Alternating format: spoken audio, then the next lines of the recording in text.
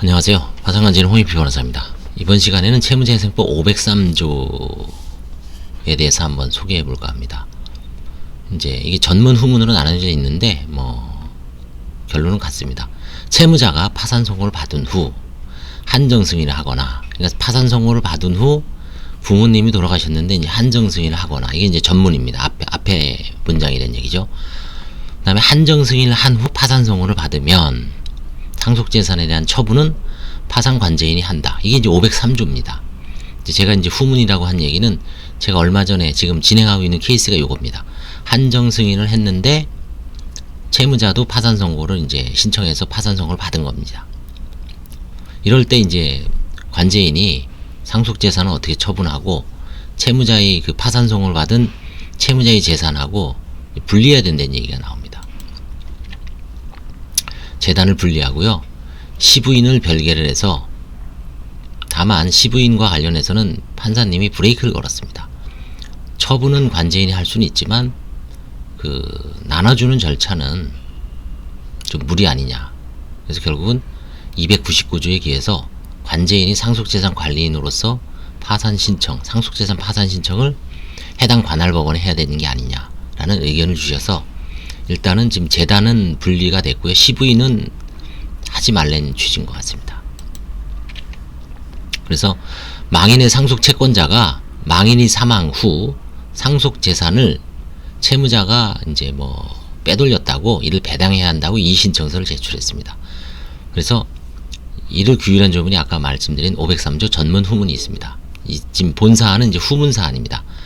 먼저 남편이 돌아가시고 한정 승인 한 다음에 쭉 한 1년 정도 있다가 채무자가 이사를 해서, 예를 들어 경기도 지방에 살다가 서울로 이사를 해서 서울에다 상속재산 그냥 파산을 신청한 사안입니다.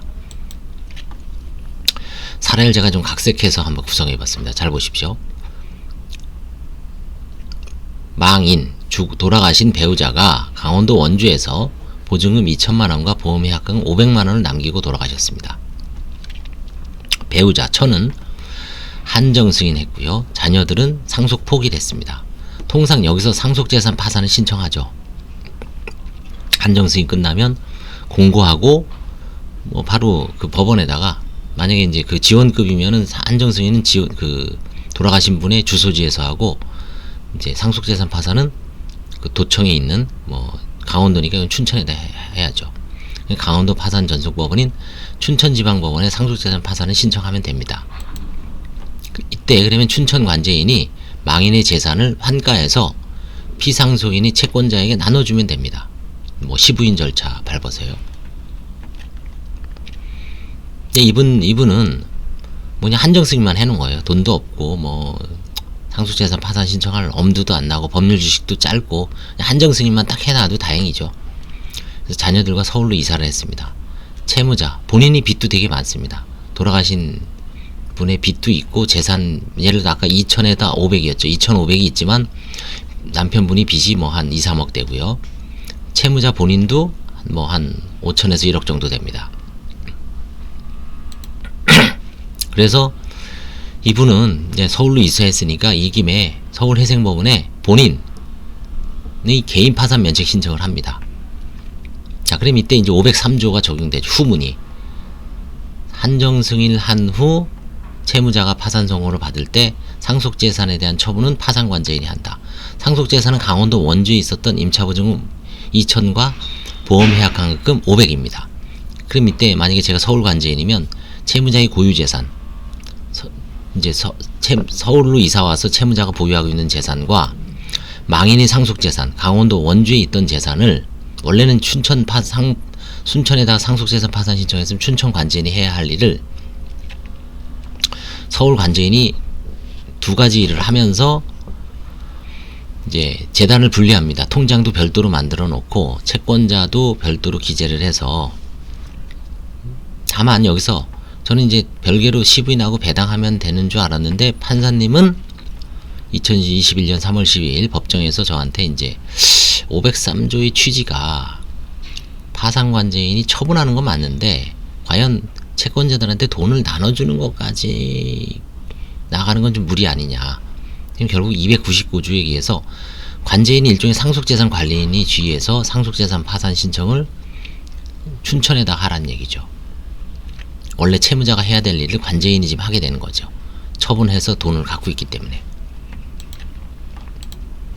근데 이게 503조가 이 조문을 유심히 보면 판사님이 역시 예리하게 뭐 많은 고민을 하셨고, 저는 그냥 단순히 빨리 여기서 끝나고, 벌써 시간이 되게 지난 사건입니다. 한 2년 지난 사건이지만 그동안 어떻게 보면 이제 뭐 허송세월을 할 수도 있죠. 진작. 근데 전임 판사님은 뭐 그런 지침을 주지를 않았지만 이번에 이제 막상 시부인하고 뭐 좀 배당하려고 하니까, 여기서 이제 채무자 처의 상속재산 처의 개인 파산에서는 보험해약환급금이 한 800만원 있어서 400만원 정도 한가해서 세금 내고 끝냈습니다. 재단 채권만 변제하고 끝냈기 때문에 채권자들은 못 받아갔지만, 판사님 하신 말씀은 그 채권자들이 상속재산 파산 선고를 받지 않는 한 망인의 상속재산에 대해서 권리 행사라는 것을 막을 방법이 없다. 그쵸? 그래서 이게 503조는 뭐 제가 이제 최근에 이런 방송을 많이 찍었죠.